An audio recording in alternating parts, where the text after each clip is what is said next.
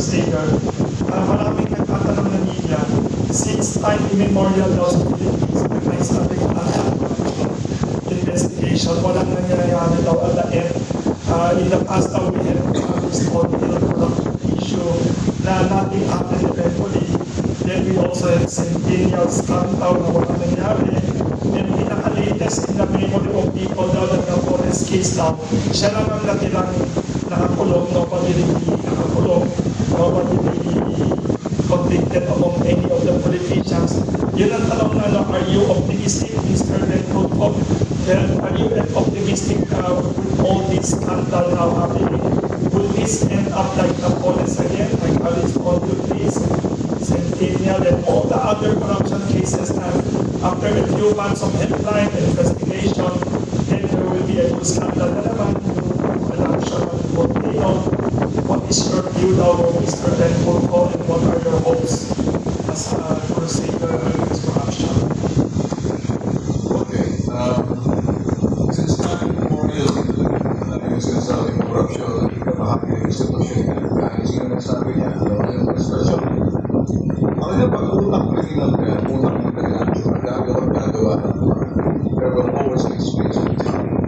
As long as you have the opportunity to debate, the mind to think about it, the opportunity, and when you will do it, utak na ginagawa. Hindi mag-isip yun na sinasabi natin mga sabi natin mga magkakaso at yung nagkakaso malintahin. Siguro ang tao dapat turuan na rin malintahin kung paano mag-isip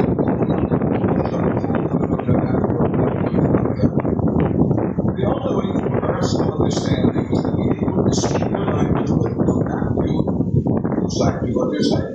Speaking the language is the organ sa lalaki. Minsan, nalalaman corruption na ngayon, gamit ng sinasabing digital technology. You can corrupt somebody else using technology. Let's be careful about the technology ngayon sa administration. Yung sinasabing na ito mga law enforcers na gano'n gusto naging discard na rin mga cyber criminals using cyber crime na the advent of AI. So, I'm not going to do this very quickly. But then again, yung sinasabi natin technology ng tao, kumalikain siya, at meron talaga, whatever his mind is seeing in the things, they will do it. Meron talaga utak. So ngayon, wala ng pag-asa dahil meron naman nakasagay yung sabihin, walang kwenta. But depende na po sa tao, depende sa politiko, depende sa optimistic na so optimistic na ito. But hindi lang sa akin, siguro, magtanong ko ngayon, ako naman na for somebody else na maraming kasi naglutangan naman po Congressman na hindi sa sinasabing pagpapalagos para sa kasa. Ito na sana walang ginagawa. Bakit magagawa nilang pumarada sa pag-asa doon sa distrito, doon sa mga syudad na kumisa, nagmumukha. So, hindi na nalalaman, meron pa lang daw. So, siguro nag-iisipan dito, ba't kaya natin ito? Ba't kaya natin? Nasa yung mga congressman na nagpapil sa unang lusok pa lang, ang dami nila. So, people are expecting more of these congressman eventually masasampa ng cash. Because sa una, wala pa sa nagpakalit sa ulit, mukhang nawawala sila. Sa kahangin ng senador, marami-rami. Pero lately, dalawa na lang. But I will ask the Department of Justice, I will ask sa DPWH na Pakistan, talaga na expect na tayo makatang magiging na-extra. Pero intervention. See from the Secretary or Secretary, nakatake up answer your question about the list of okay. Nakita namin na paradaan or nasabi, kasi hindi ko malalaman kung naparadaan ito nasabi. Makita ko lang talaga napakalayo tayo itong budget na sa pag-congressman. At dalawa yung nakita natin doon, si Principal, yung Secretary, sa Oriental Tesoro. So, medyo orange yun eh.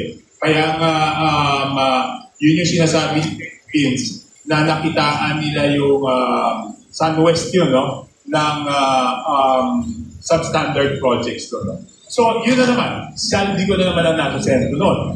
Kasi, hindi naman, kung ikaw chairman ng Committee on Appropriations, wala makakapag-ray ng pondo doon ng hindi mo alam. Pag pinatakot yun, hanggang yun eh. So, the fact na nakapagod siya doon sa lugar na yon ay pinayagan niya yun.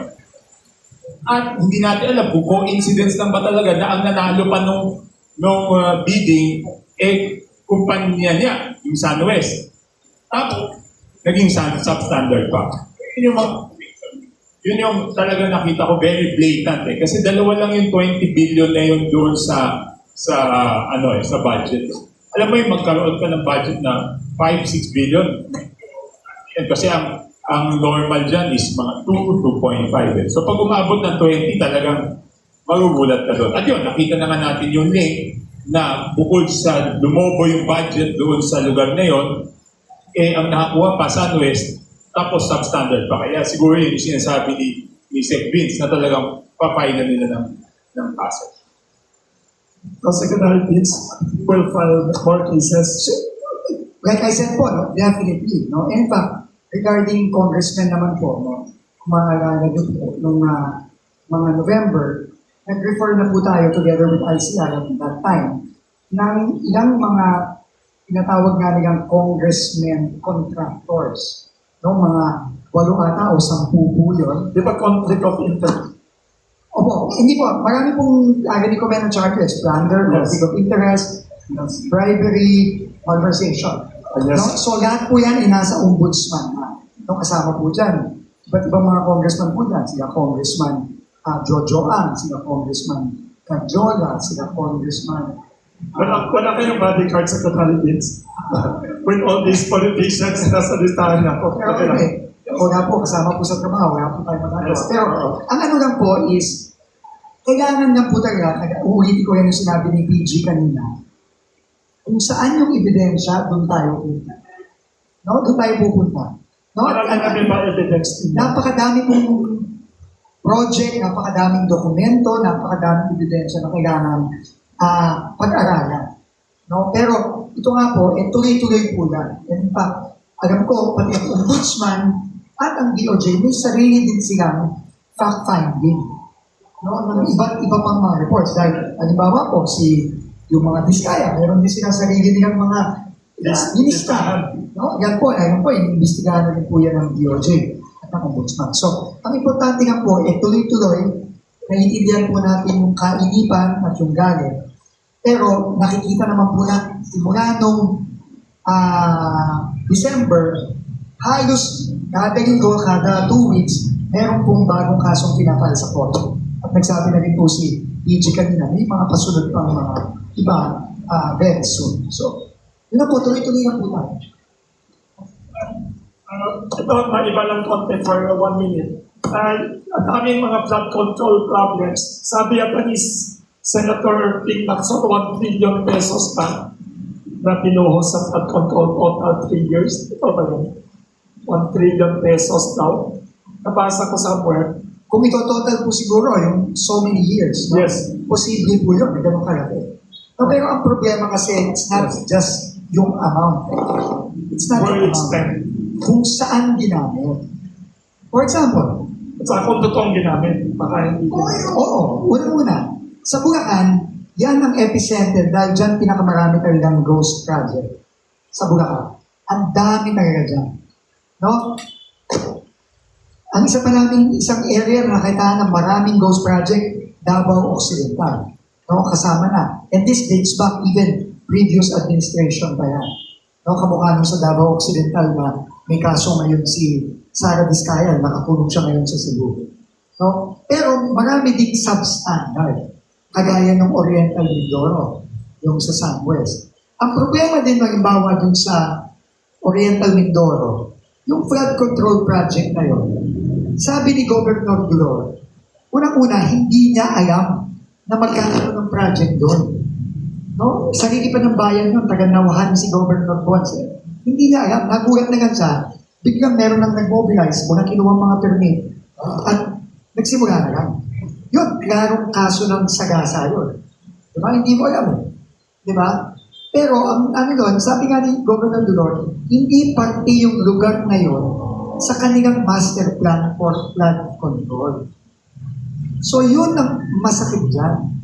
Daang milyon, bilyon, ginalagay either ghost or in the case of Oriental Mindoro sa Sunwest, substandard, tapos hindi pa dapat naglagay ng flood control. No? So talagang tapon yung pera na yun. Secretary, do you think the Philippines will ever see the day that we will be like South Korea and China na yung big fishes will really rot in jail? May ganyan ba? Ako, I would like to believe so. Na we Kasi can be nga- like South Korea and China? Kasi very clear si Pangulo. And now I think we are already seeing. You know, for the longest time, si Kong Toby lang ang Oo. against former Congressman Zaldico. Walang gustong magsalita. Oo. Walang nga gustong bumigkas man lang ng pangalan niya. Di ba? Pero ngayon, may arrest warrant na siya at hinahanting na siya. Kansilado na ang passport niya. So, I think there is hope dahil doon. And will ng Pangulo yan. Secretary,